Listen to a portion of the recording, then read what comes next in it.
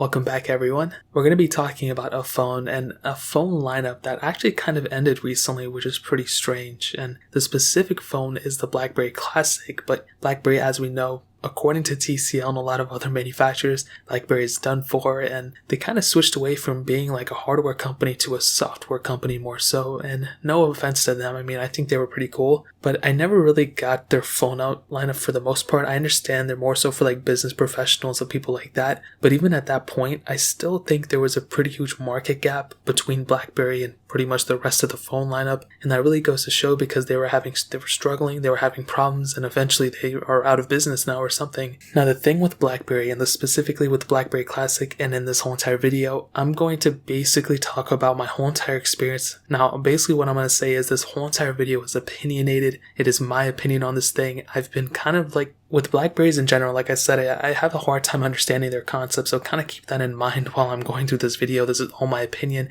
I could be totally wrong on a couple of things, but based off my experience with this is basically what I felt like when I was owning the Blackberry Classic. Now, looking around this whole entire device, there's some cool things about it, there's some quirky things about it too. Now, the front of it is really cool and interesting because it looks like the older Blackberries, which it is an older Blackberry at this point, but they kind of brought some newer cool things to this too. And, without this, we wouldn't have gotten the Blackberry Passport and then the Blackberry Q1, so kind of keep that in mind as well. Now, this thing came out in 2014 in June, so it'll actually be turning 6 years old this year, which is pretty insane. It's not like it's definitely not it's definitely not a new phone, it's definitely an older phone for sure. And it kind of looks like a 6-year-old phone. It kind of looks older, but also at the same time, it kind of looks newer as well, which is kind of funny. It has like a newer kind of vibe to it. Now, on the front of the phone, we have a 3.5-inch IPS panel. It is 720 by 720 with 294 pixels per inch, and the panel itself really isn't that bad. Since it's an IPS panel, it's pretty much, the same thing as a lot of other IPS panels to this day and age. Just the problem is that there's a ton of bezel around this panel, and also with that keyboard, which I'll get into in a second. But in this day and age, I don't think a lot of people really like phones with keyboards, or they don't want phones with keyboards, and that goes to show because there's not really many manufacturers doing that. And so I kind of like it. I think it's kind of cool having that keyboard on the bottom, but the screen itself is good. I like that. You have the Blackberry logo up top as well as that front-facing camera, which is cool. Now, right underneath that screen, there's like a quick little button toggles on the bottom. So you have that trackpad button in the middle, you have the Blackberry mobile sign, and then the end call or pickup call, and then the back button on the right side, and the end call, pickup call, which one that one is. And then right below all of that, that's where you have that QWERTY keyboard, which is a hardware thing. And like I said, I think a lot of people really liked this thing at the time, and most people who would pick one of these things up, majority of them picked them up because of the keyboard. They liked having that physical keyboard there. And, it's not just business professionals. I've seen a ton of people from, music producers to singers to songwriters to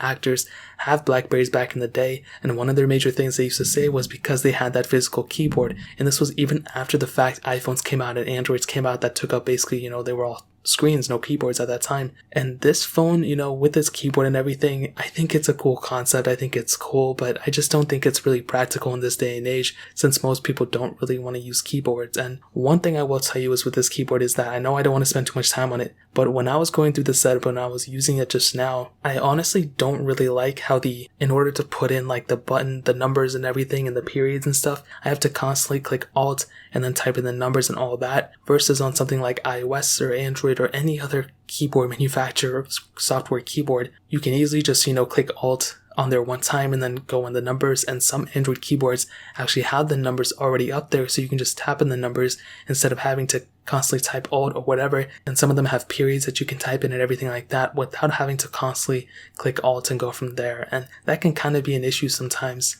It's not a crazy big deal. I'm sure a lot of people aren't really going to run into that many problems with it, basically because nobody's really using it now. But that can be kind of an annoying thing. And I'll get more into the keyboard in a second, but I don't want to spend 50 hours talking about it. On the bottom, you have that micro USB port. On the back, you have the single camera setup. And on the right, you have that SIM card slot, and you also have a micro SD card slot on this thing too. And on the top, a headphone jack, and funny enough, a power button right in the center, which I found really funny. It's very weird. I've never really seen that before on a phone. Like a power button right on the top in the center. And actually, low-key, I kind of like it right there. I don't like it when the power button and the volume buttons are on the same side. So even on the top is perfectly fine with me. Obviously, like with the iPhone 5s and those also had the power buttons on the top, so this one's kind of funny. But the phone actually doesn't feel that bad. The back feels pretty cheap. The front of the phone doesn't feel that bad. The keyboard feels pretty clicky still. but the chassis of the phone feels really, really nice. It still feels like a very good phone. It's up there, honestly, and has really good heft to it too, which is surprising. So if you're holding this phone without a case,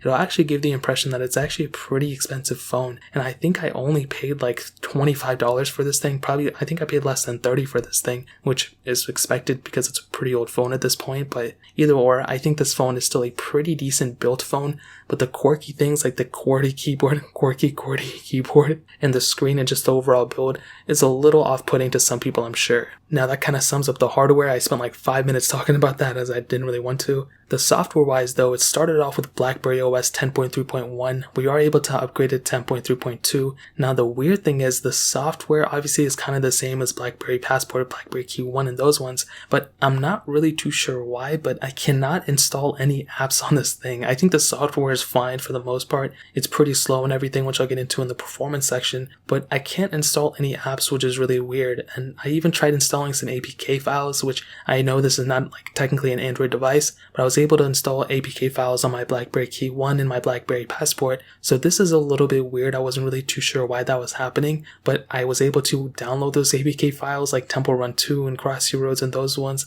and I was able to install them, but I wasn't able to actually open them, which was weird. So maybe because those files are so much newer and this phone is on outdated software, maybe that's why. But I'll do some more research and figure it out. But I wasn't able to get into the Amazon App Store either, which was really stupid because how am I going to download anything? I was not able to download any apps on this thing, which is a humongous inconvenience. If you're somebody who wants to constantly use this phone as a daily phone and move on from there, that's a humongous deal. Just because you're on outdated software doesn't mean we shouldn't be able to go into the App Store anymore. And the fact that I wasn't able to install any APK files is a pretty big deal into the software. So software-wise, it's completely outdated. I was not able to do what I was wanting to do on this phone in terms of software. So because of that, I'm actually kind of upset about that. I've never really had a phone before where that actually happened. Even my like Nexus S that came out, I think even before this phone, I'm still able to install APKs on that stuff too. So this one's a little bit weird. I'm not really too sure why, but it is what it is. Now moving on to the performance side of things, this thing has a Qualcomm Snapdragon S4 Plus, a dual-core CPU, an Adreno 225 GPU. There's only one model of this phone, the 16 gig model with 2 gigabytes of RAM. What I can tell you about the performances is that it's pretty glitchy from what I was able to test. Because I wasn't able to test the gaming and all this stuff on this phone, it was an okay performing device for the most part for a 2014 phone. In this day and age though, I mean, it's pretty outdated, it's pretty glitchy. Anything I was going to do with it, it kind of rubbed me the wrong way. It does kind of have this newer kind of gesture-based design, which is kind of funny because that's like what Android 10 brought. But I think if you're going to use this phone as a main phone,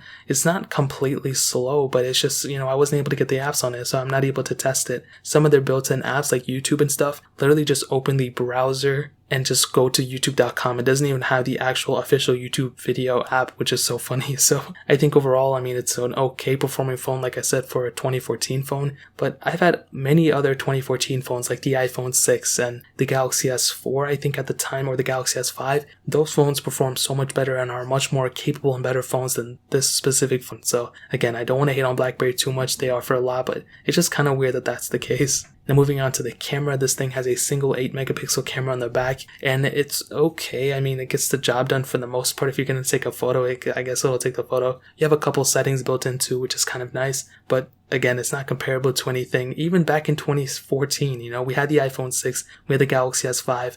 Those cameras were pretty capable on those phones, and this one, not so much. It's okay. I guess, if you're in a pinch and you need a camera, it'll be able to take camera photos and videos and stuff, but not only is the quality not that good, but it's lacking those telephoto lens ultra wide sensors, which at that time not a lot of phones had, so I can't really blame too much on it. But at the end of the day, it's really, in the middle in terms of the camera, so I'll give it like a little bit below average just because I'm being nice. Now ending it off with the battery life, this thing has a non-removable 2515 mAh battery, which honestly isn't too bad. I think it's definitely, on the lower end since because this phone is so old, the battery has depreciated for a while, and I've actually owned this phone for a couple months now, and I just now got into actually using it. And I think in terms of the battery life, it will definitely get you, through a day, mostly because this thing is underpowered. The screen is pretty low resolution and all that, but ultimately on my usage, it would probably get me through a day. It could probably get me through multiple days because I can't download any apps on this thing, so I can't really go any further on it. So to kind of sum up the video and to answer the question, should you pick up the Blackberry Classic in 2020?